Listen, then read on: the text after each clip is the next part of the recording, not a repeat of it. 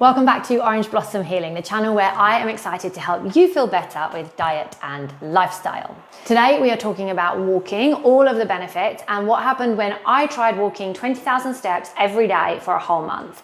So if that's something that interests you, then stick around and let's get to it. First of all, I want to say that walking is something that I have always enjoyed and something that has saved me in times when I have been struggling a little bit. For example, when my eldest was born and I had a really hard time with him as a baby, I found that walking was the best way for me to get a little bit of sanity back, to calm myself down, and then in turn to calm him down so that I could deal with it.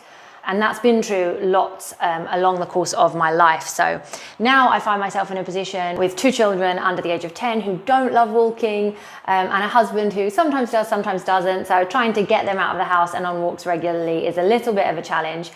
And I often walk by myself or walk with friends who are more inclined. I have a step counter and I found that I'm regularly walking somewhere in the region of 10,000 steps. Some days it's more like 5,000 and sometimes I only get 8,000, but I try to get 10,000 steps and I find that quite doable in my day-to-day life. But 20,000 steps, which I had seen some studies on and I had seen some people talking about, felt a little bit out of reach. It was definitely a step further, no pun intended, for me, and I had to put some real effort in to make the 20,000. So I set myself a challenge last summer, and from mid-July to mid-August, when the weather was beautiful, I walked 20,000 steps at least every single day. And this is what I learned. The top 3 things that I would recommend a walk for are: number 1, increasing creativity exponentially. Number 2, if you are sick in any way. And number 3, if you want to sleep better.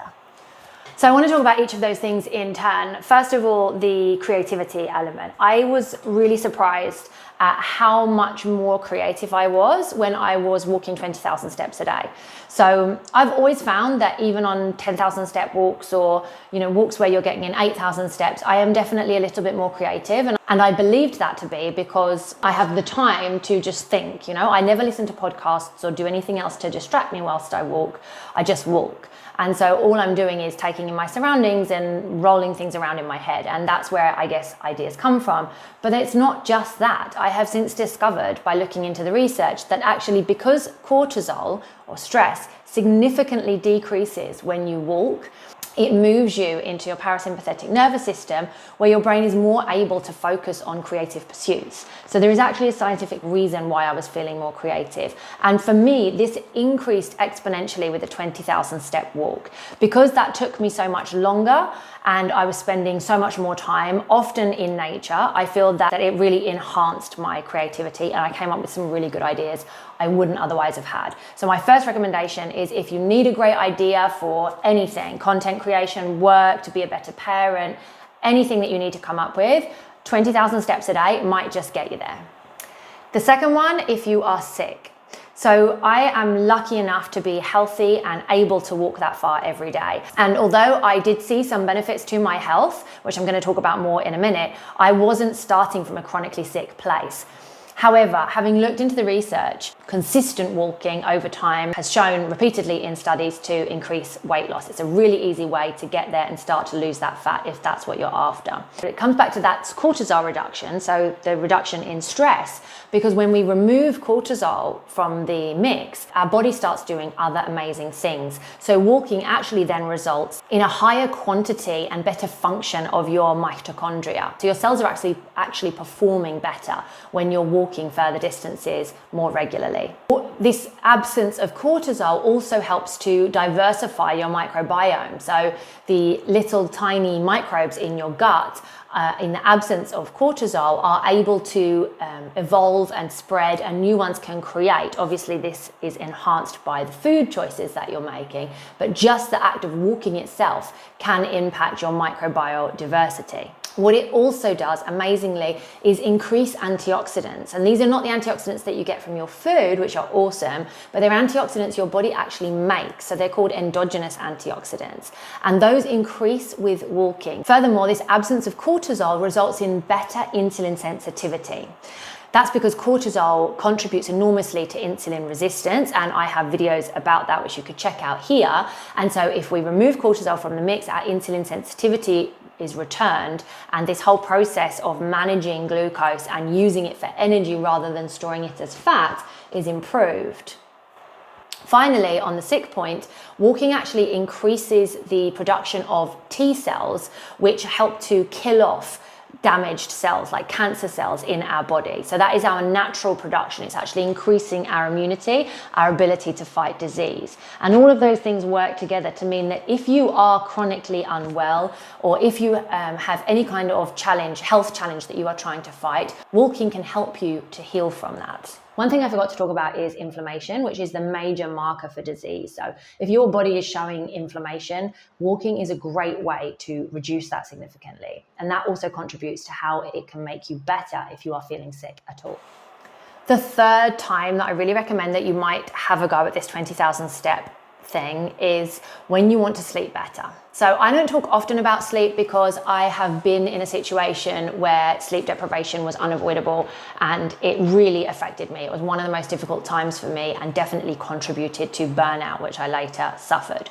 So I was not in control of that situation and there was nothing I could do to fix it. And I know that parents and people in difficult situations and even shift workers have no control over the way that they sleep. So although I know that sleep is incredibly healing, and if you can manage it and get plenty of it, that's the best way to stay well, I don't want to go on about how you can sleep, how you should sleep more if it's something you can't control. However, I did notice that walking 20,000 steps per day hugely improved my sleep. I was able to fall asleep faster, stay asleep for longer, and when I woke up, I felt more rested than I do when I hadn't walked that far. So this is partly because obviously I was doing extra exercise on top of normal, and so my body was more tired, and that allowed me to fall asleep more easily. But it's also because when you walk, you actually increase the oxygenation of the cells, and this is something that helps you to sleep better when you get to nighttime. It also comes back to that reduced stress and reduced cortisol, because walking releases endorphins, and it can even release oxytocin if you really enjoy it. So those happy hormones mean that you will see a reduction in anxiety, symptoms of depression, and you will see a better mood all around. So having a better mood throughout the day and having reduced symptoms of anxiety also leads to better sleep later at night. Again, cortisol interrupts our circadian rhythm, so our 24-hour daily rhythm. And if we can reduce cortisol, then that is another thing that's going to contribute to better sleep. So once I started looking into the why, I was finding out all of these reasons why I found myself sleeping better, being way more creative, and generally feeling better overall. A couple of other really cool things that I haven't mentioned that I found with the 20,000 steps walking. First of all, it made me more resilient to stress. So not only did I obviously have reduced cortisol, and I can see that from the studies, but actually I was more able to deal with the difficult things that I faced in life after or later or the next day. Because I found that maybe just having that headspace and having that reduced cortisol for such a long time when I was walking meant that I felt calmer and better prepared to face whatever came later. I also took the opportunity to maybe do some breath work on some of the walks, and on others I did grounding. So I was really boosting my resilience to stress in that way. And maybe one that you wouldn't think about, but I found that 20,000 steps for a month helped me to really get clarity on my purpose. I feel that I became much more aligned with my purpose, which is to share my free health hacks with you and help women and their families to feel stronger, better, more empowered, and able to take on their health in their own hands without spending any money or too much of their precious time. I don't know if that's just me or if it was a question of the creativity maybe, and the fact that I had such a lot of time to come up with cool ideas that helped to lead me towards my path. And since then, I have felt really aligned and things have been falling into place. So I can only hope that for you too, and I would put it to the test. If you find that walking 20,000 steps helps you to align with your purpose, please drop a comment, because it would be so cool to see a community of people finding the same result. So walking 20,000 steps is about 8 miles. Depends obviously how large your step is, so it might not be that far, but around 8 miles. And it was taking me a couple of hours. So that's not something that you can just pull out every day and do, and I totally appreciate that. I'm suggesting that perhaps you take the 20,000 steps once a week, maybe on a Sunday or on a calmer day or in an evening when you can. If you're a dog walker, you're probably not far off that anyway, because you're walking the dog, and that's a fantastic way to be out and about. There are loads of benefits to walking in nature. So the benefits that I've already talked about increase exponentially if you're spending that time walking in nature. In Japan, they call it Shinrin-yoku, which is forest bathing. So spending your time walking in nature, enjoying all of those trees around you and plants. And I'm going to link some resources below to learn, if you want to learn more about why forest bathing is of such benefit. But a few other ideas for how you can walk. If you walk in the morning, then you get that light into your eyes first thing in the morning. People are often talking about this online. The reason we want to do that is because it helps our circadian rhythm to set. So if you think back to our ancestors, they would have woken up with sunrise. We're obviously not necessarily doing that now, but the worst thing you can do is wake up and turn on an LED light because it doesn't send the message in a natural way to your hormones to start to regulate themselves for the day. Whereas if you get natural light, even through the clouds, even if it's not a sunny day, that's exactly what it does. It regulates your hormones so that for the rest of the day, they're going to be more steady and you're going to feel better ultimately. So walking in the morning sunshine or in sunshine generally, obviously we know that the sun gives us vitamin D, and spending at least 20 minutes getting that even through clouds again every single day is going to give you other health benefits aside from those that you get from walking. Actually, walking in the rain has been shown to add extra benefit because the compounds released from the rain, the smells that you get from that, actually increase the benefits of your walk.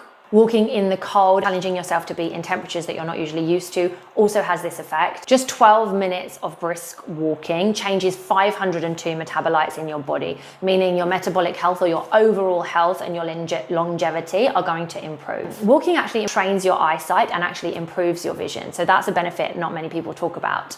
If you want to get the kids involved, I find getting them to bash things with sticks or looking for sticks and stones and treasures along the way is a really great way to keep them moving. You can also leave a trail like Hansel and Gretel and drop things, obviously only things that are appropriate for nature, but maybe a specific collection of leaves or a specific collection of stones along the way so that you can follow them back and make it more exciting, or even do a treasure hunt. If you know where you're going and you can mark out some spots, then that's a great way to get kids involved. Walking barefoot means you get all the benefits of grounding, which is an awesome health hack and is free and accessible to all. I talk about grounding a lot, but specifically I have made this video if you want to learn more about grounding. I love walking with a weighted vest because that allows me to do my lifting and my weights for the day whilst I'm doing my walk, so it's a 2-in-1. So I bought one that goes up to 12 kilos, but you can take the sandbags out so that it weighs a little bit less. You do kind of look silly because it kind of looks like a gun vest underneath your coat. It makes you look like a big snowman when you do your coat up, but I don't care, and hopefully you don't either.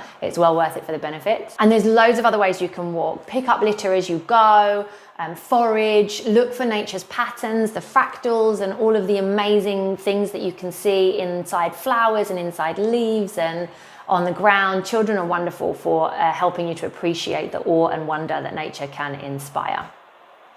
So I hope that gives you lots of tips for how to walk, and it might not be that you want to do 20,000 steps, even 10,000 steps, or even 10 steps are better than none. I just encourage you, if you can, to put one foot in front of the other and start on your walking journey, and who knows where it will take you. I hope this video really excited to share with you my 10 free health hacks, and I have put them all into a really helpful guide which you can download. If you click the link in the description, I'll get it sent to your inbox, and you can enjoy integrating those slowly into your life so that you are better able to face the stresses of every day, you can heal more quickly, and you can help your family to feel better too. I hope you love them. I am also a health coach and offer one-to-one coaching sessions. I have some spaces right now, and if you find when you click on the website there aren't any spaces, please add yourself to the wait list and I will get back to you as soon as possible. I would love to help you feel better, feel more empowered, and take your health into your own hands. I hope this video helps and that you have a great day. Enjoy.